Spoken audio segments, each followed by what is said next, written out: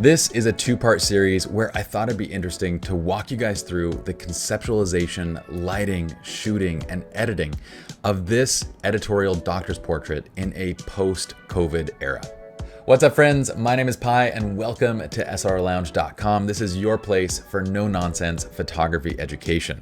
Now, this video is sponsored by PROFOTO. I want to thank them for making it possible to actually bring you guys full-length education like this at no cost to you. Now, I personally love PROFOTO products and I use them for all of my professional shoots, and I'll discuss why throughout the video. But I want you guys to realize that you can translate all of the concepts to whatever gear you're using, from cameras to lighting to tripods, everything. The concepts still apply, so use what you got. Okay, so I have adequate time to kind of talk through everything. I'm putting post-production in part 2 of this series. Let's start from the top with the conceptualization of what we're essentially doing. So my client calls me. This is Rahul, and you guys might actually remember Rahul, especially if you're in our SR Lounge Premium education, because he's in our wedding training system. He's also in the, he's the groom from the PROFOTO Faking Golden Hour video that we did a few years back. So this is a few years down the road, and now Rahul is a very successful doctor, and he's being nominated for an award, which he actually ends up winning. And this actually becomes one of the featured images that are used, or this set becomes basically the featured images that are used in his profile. So he calls me up and he's like, I need a set of images that are going to help me stand out from all the doctors that are nominated for this award. And I begin the process of asking Rahul, well, what is the award for? Now, I'm going to explain this from my understanding. So Rahul, if I get this wrong, or if any other doctors out there are like, dude, you totally effed this up, my bad. But from what I understand, Rahul has basically been nominated because he's started up these essentially overflow dialysis centers to be able to handle dialysis patients from hospitals that are dealing with COVID, that can't handle all the dialysis patients. So at the time he was nominated, and later on he wins it. My task was creating an editorial portrait set that would help him to stand out. So immediately I start thinking, okay, well, one, I want to actually showcase the facility, the service that you're known for. And I start asking him, like, what kind of machinery, what kind of stuff do we need to actually feature to showcase that? And he says, we need to have like a dialysis machine. We're going to go and we're actually going to do it at the facility.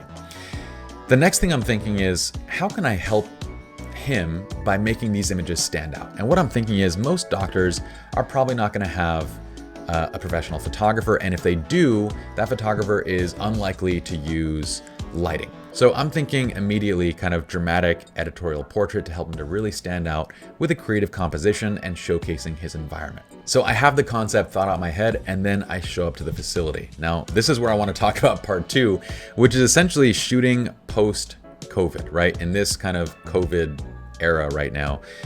I just thought it was so interesting how different our production footprint looks compared to a year ago or pre-COVID.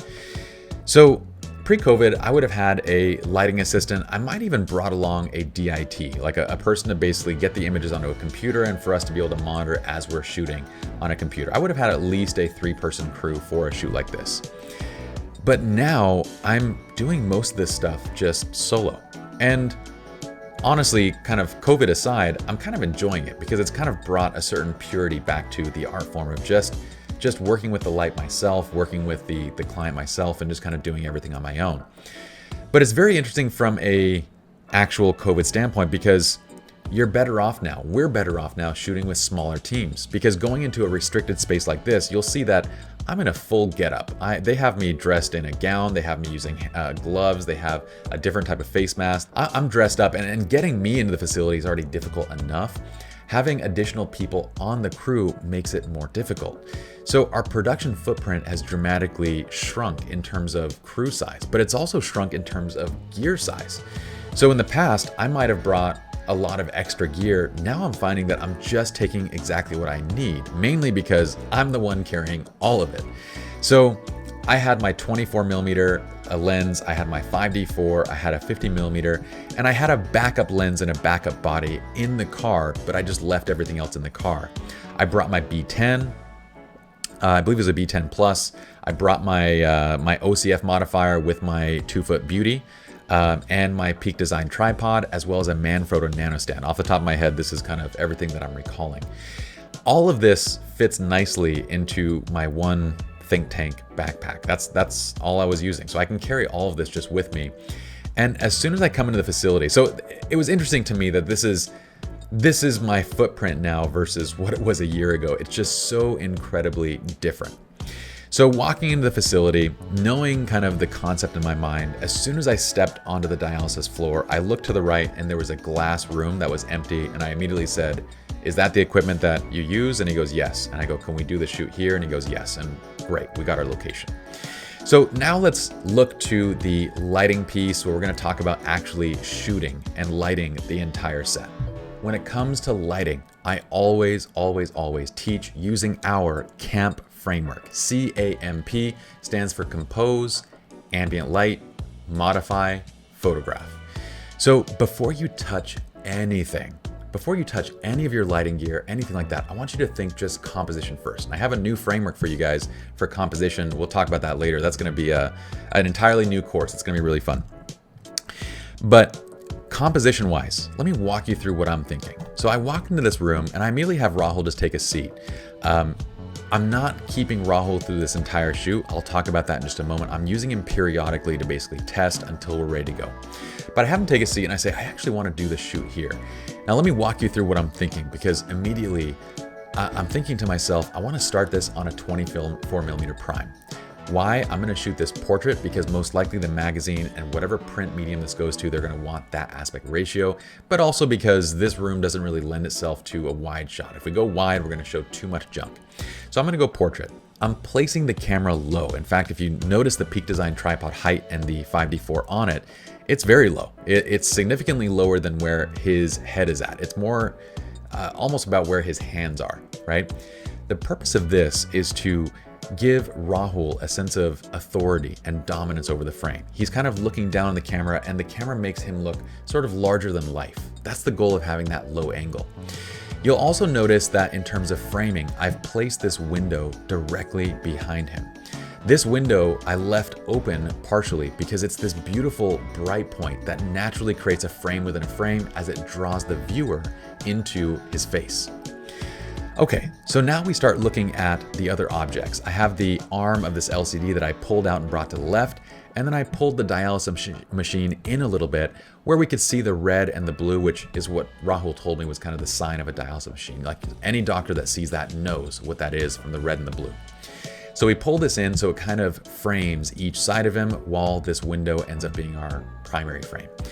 So we have all the composition kind of thought through. I even gave him his pose and I showed him an example of what I wanted him to do first. Then, and only then, do we start thinking about light. So then we go to the A piece of the framework, which is ambient light. But before you touch the actual flash, I want you to think of just the camera, the ambient light settings in the camera. See, this shot was taken at 1/25 of a second at 5.6 and ISO 400. And you get a lot of this natural fluorescent light that's really kind of nasty. You get a lot of that bleeding in with its kind of yellow-green toning. And honestly, even if we take a white balance read, we get to a much better place and we could probably brighten this up and get to something that's usable. But wouldn't all the other doctors essentially be submitting images like this one? So this is exactly what I really don't want to submit because it's going to look like everybody else's shot. So if I look here, let me reset that one. Let's just reset the exposure and the white balance. Okay, and let's put these two side by side. So this is what the room would look like if you let the camera kind of handle the exposure. This is what it's going to look like if you do like a corrected white balance. Either case, maybe this one is kind of usable, but it doesn't look great. So in thinking ambient light, what I want to do is actually cut away all the ambient light. So this is where we go to this shot. This is at 1/100 of a second at 5.6 ISO 400. In fact, I'll reset this all out so you guys can actually see. This is what it looked like in camera. And in part two, we're using this actually as our plate shot, which I'll talk about in this tutorial. So it has settings applied to it, but this is what it looked like coming straight out of the camera. I'm leaving the warmth in there, mainly because for my personal style, I kind of like having a little bit of warmth in shots like this. This is really just a stylistic thing. You choose what you like, but I like leaving some of that ambient warmth in there. But this gets the light to that dramatic darkness, right? We always talk about if you want a more natural look, you leave your ambient light bright. If you want a more dramatic look, you bring the ambient light dark, okay? So we're going dark to go for drama. Now this is beautiful because the C.A.M.P framework gives you a process where you can just go step by step by step. You're controlling one variable at a time. And from here, I go to the M, modify or add light. There's no way to modify light in this scene. You'd modify with a reflector, but what are you going to reflect? There's no light to reflect. There's nothing that we can really do with that existing light. We have to add. So modify or add, you're going to add light. So this is where I'm setting up the PROFOTO B10. I'm putting it onto the Manfrotto Nano stand. Again, I don't know if I mentioned this earlier, but if you're working outdoors, use a C stand with sandbags. But I know I'm shooting inside. I know the B10 and the modifier I have on there is fairly light. I know I'm going to be in an enclosed area where nobody's going to kick it. So I'm good to kind of just roll super light, although I did have C stands in the car in case I needed them. So I've got this on a Manfrotto C stand, and I placed the OCF ring as well as the OCF beauty dish. So this is a 2-foot Octa beauty dish. So let's think about this. The light source itself, it's comparable to any essentially light source that's roughly that size is going to be similar. The Octa is beautiful because I can have it close and get a fairly soft light, but it's still at that distance going to give me a little bit of punch on the face, where the face is going to be a little bit brighter than everything else. It'll be soft, but it'll sort of create a natural vignette around him and allow me to kind of funnel light better than, say, an umbrella. An umbrella light would spill everywhere. So that beauty is really nice. I've got the diffuser on it, and I believe I was using the silver beauty. And then the PROFOTO is set somewhere to a 4 power. So at this point, remember, all I gotta do is just get my light in the right position and get the light to the right power setting. I've already got my ambient light set up, so now I'm just worried about getting the power. That's the amount of light that we're using to fill in, but you'll notice that the actual light is still in the shot. It's okay, we'll talk about that in just a second. But this is the moment where we're actually ready to photograph. We move to the P part of the C.A.M.P framework. We're ready to actually take our pictures. This is the part where I actually pull Rahul back in. We're done with our testing. We're done with everything. I start setting up for the actual poses. And he actually, I'm gonna talk about this in a second. He actually has his phone right behind his butt, and it's sitting on there. He's on a conference call during our entire shoot. Our entire production shoot, he was on a conference call the whole day. So we're ready to photograph, and we start shooting. Now, I got this shot. I showed him the expression. He loved it, and I go, okay, perfect. Let's get that shot. Now, once you've got the shot, right, we can still see the light here. So we have to actually do a plate shot. And we'll talk about what we're gonna do with the plates in part 2 of this series. But for now, with a plate shot, all you're gonna do, and I like to do kind of like 2 plate shots.